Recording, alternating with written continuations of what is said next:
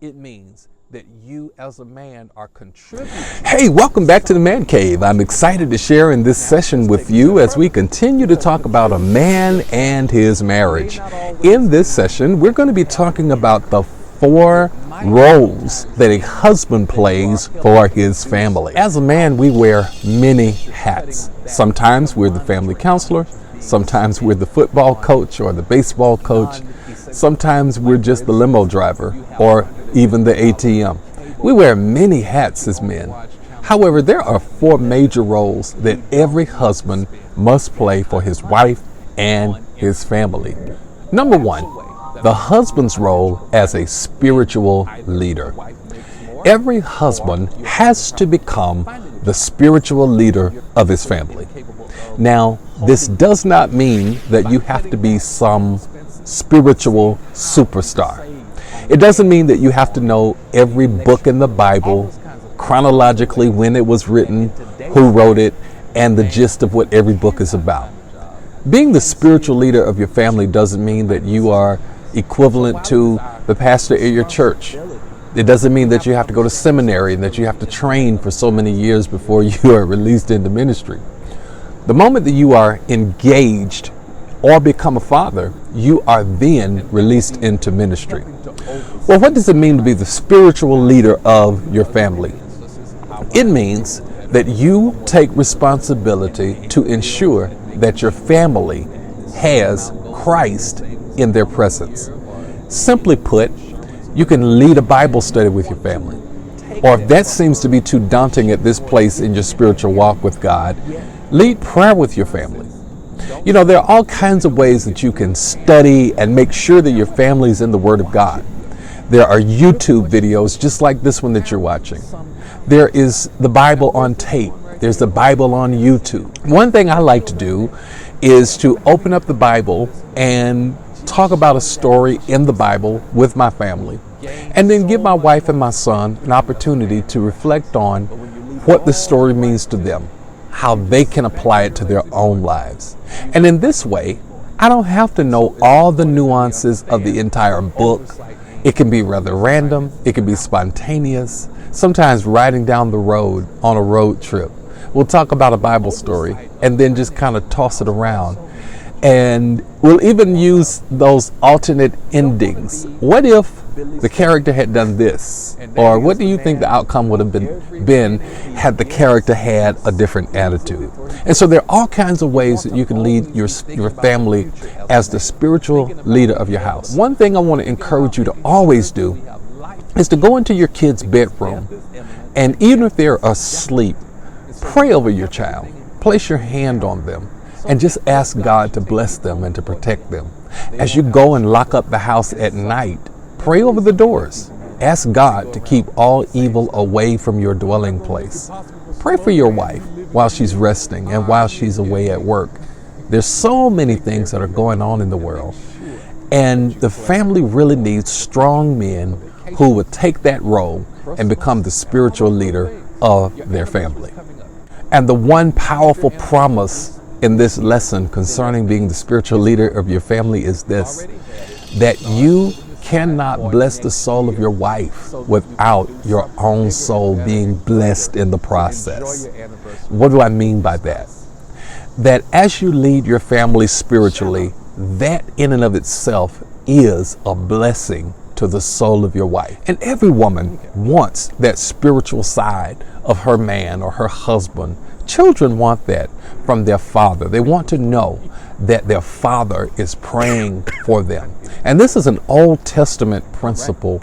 Use this spiritual practice in your own home as you say goodbye to your kids in the morning as they're headed out to school, or your grandkids as they're headed off to college for that matter.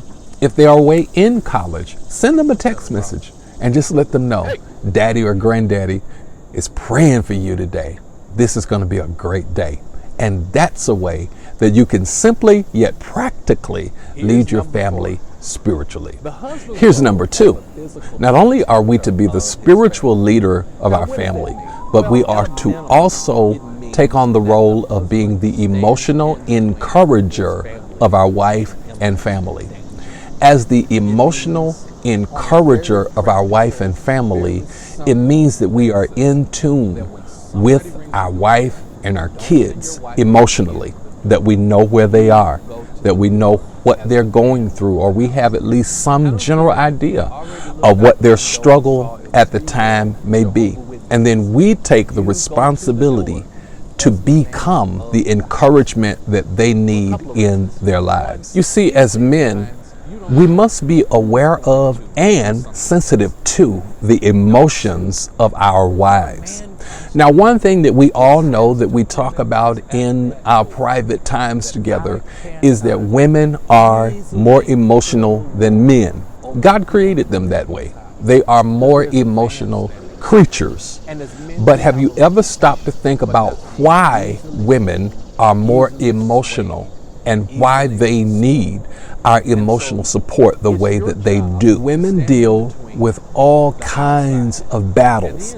You know, often we talk about the struggle of being a man, but we never really think about the struggles that go along with being a woman. Women are in constant competition with the expectations of society and of people and of other women and of men and of children and of employers and of employees, and it never ever stops.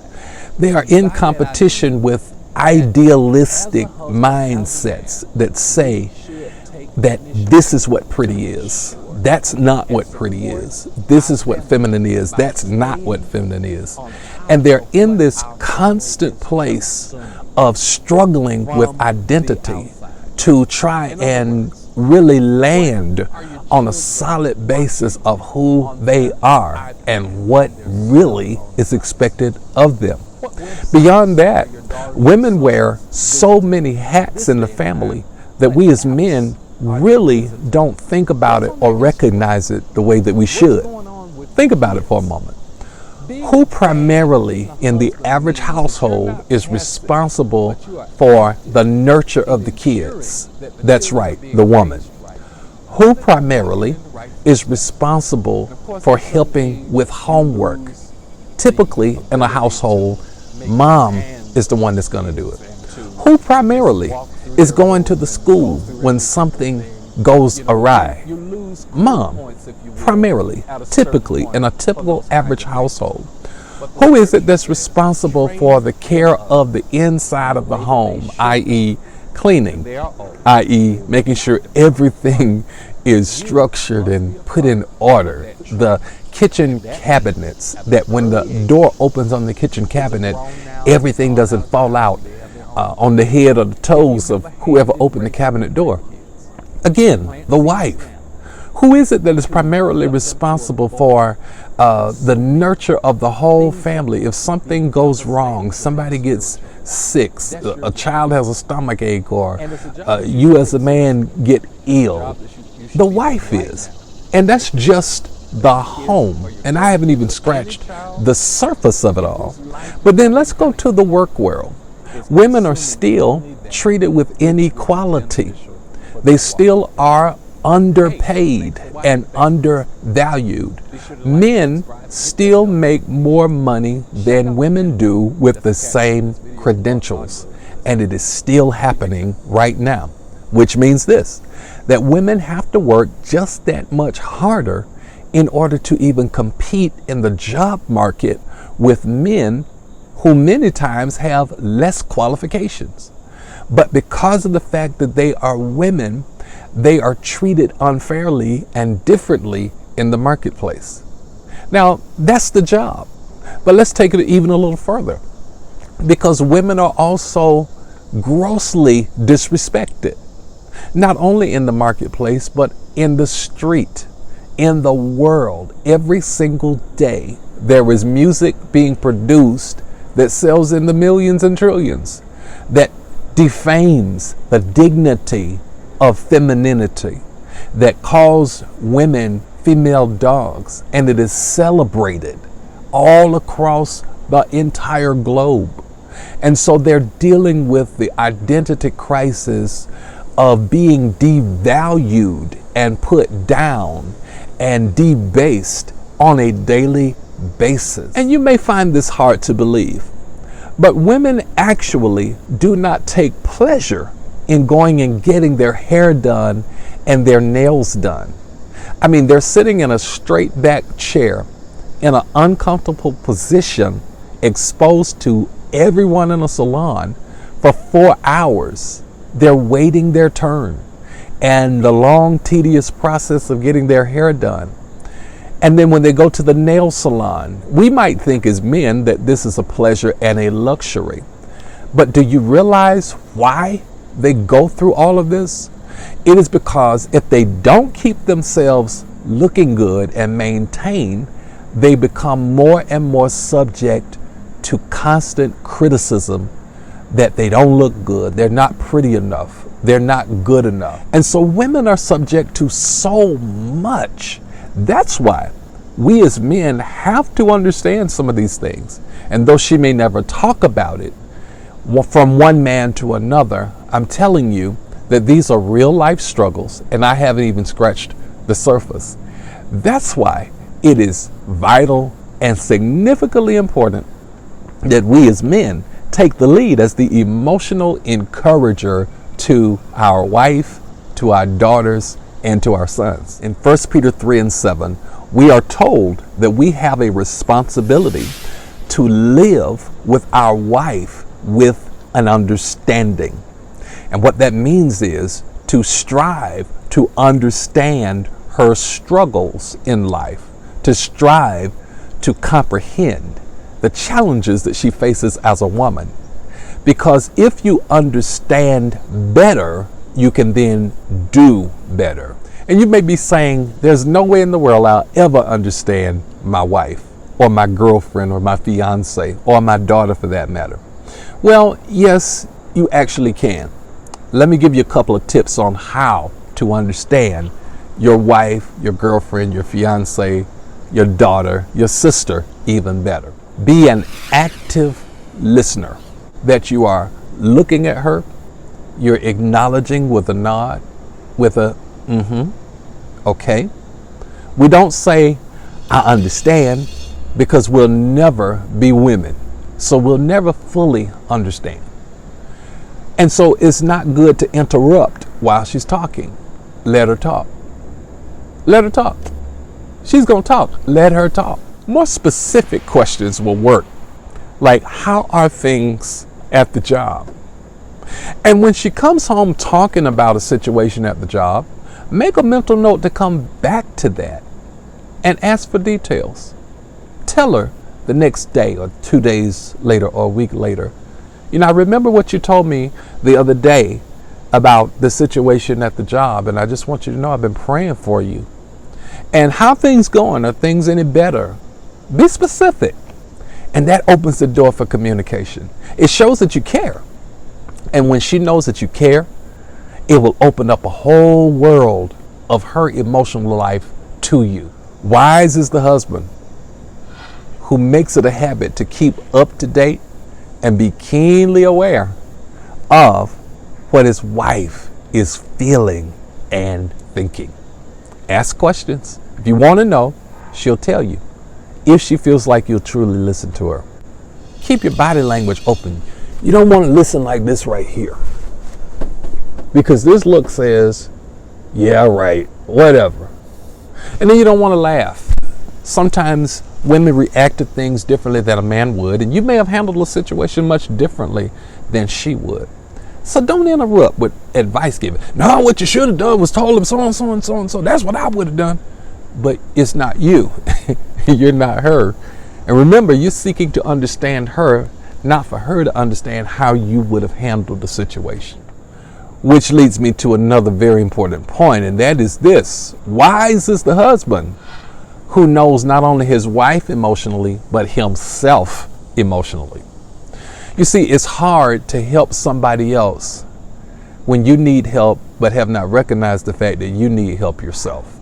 And sometimes we're not even aware that we are casting our insides on somebody else's outside. And we need to deal with some issues and face some facts, talk through some things, get some help sometime our own self, so we can be a better husband to our wife and a better father to our kids or grandfather to our grandkids. So we need to know ourselves emotionally. Now, another very important piece of being the emotional encourager in your home is taking the responsibility for the activities of the home. And this includes the oversight of joy and fun in your home. We're the spiritual leader of the house. We are the emotional encourager of the house. But let's look now at number 3. The husband's role as the financial provider of the house. Now, before we go into this, let's be very clear about something.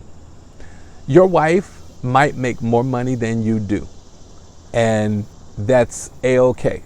You may not be working, and your spouse is working. She may be the sole financial provider in terms of earning a paycheck in your house. She may make a whole lot more than you do. However, the responsibility to help to guard and help to oversee belongs to you as the man of your house. Financial responsibility is the basic duty of the man. Let's look at what Paul says in 1 Timothy chapter 5, verse number 8. There Paul says, if anyone does not provide for his relatives, and especially for members of his household, he has denied the faith and is worse than an unbeliever. Now, what is Paul saying here? First of all, let's keep the text in context. In the days and times of the Bible, women did not work outside of the home unless she was single or widowed and had no other way to provide for herself. The financial provider concept will be better understood and applied in our times like this. It means that you as a man are contributing something to your family. Now, let's take it a step further, because contributing to your family may not always mean that you have an income. It might sometimes mean that you are helping to reduce the outflow, that you're cutting back, that you're monitoring how much is being spent on non-essentials. Like, for instance, if you have a $150 cable package, but you only watch channel 2, 5, and 11, you don't need to spend that kind of money on entertainment. That's a way that a man can be a financial provider when either the wife makes more, or you're having a problem finding a job, or you're physically incapable of holding a job. By cutting back on expenses, by seeing how you can save on gas, on the electric bill, and all those kinds of things. Those are ways that in today's time that a man who cannot find a job can still contribute to the finances of the house. Oversight of the finances in the house also means that you are helping to plan for the future. You don't want to be Billy Spendy, and that is the man who every penny he gets, he spends it before he gets it. You want to always be thinking about the future as a man, thinking about the inevitables, thinking about making sure that we have life insurance, because death is imminent and death is definite. And so you want to have everything in place for your family so that if God should take you home before them, they won't have to struggle and suffer. Here's number 4. The husband's role as the physical protector of his family. Now, what does that mean? Well, at a minimum, it means that the husband stands in between his family and imminent danger. It means on a very practical, very simple basis that when somebody rings the doorbell, you don't send your wife or your kid to the door. You go to the door as the man of the house. I don't care if you've already looked out the window and saw it was female Jehovah's Witnesses. You go to the door as the man of the house for a couple of reasons. Number one, these days and times, you don't know who's going to do something crazy. Number two, when a man comes to the door, it says to whomever is at that door that I cannot easily pull the wool over the people who live in this house. because there's a man standing here. When it comes to the outside, you represent your family, and you should stand as the protective divider between the outside world and your family. But don't neglect the inside. And by that I mean that as a husband, as a man, we should take initiative to ensure and support our family by staying on top of what our family is consuming from the outside. In other words, what are your children watching on their iPad, on their cell phone device? What websites are your daughters and sons visiting? In this day and time, what apps are they visiting? What's on their Instagram? What's going on with your kids?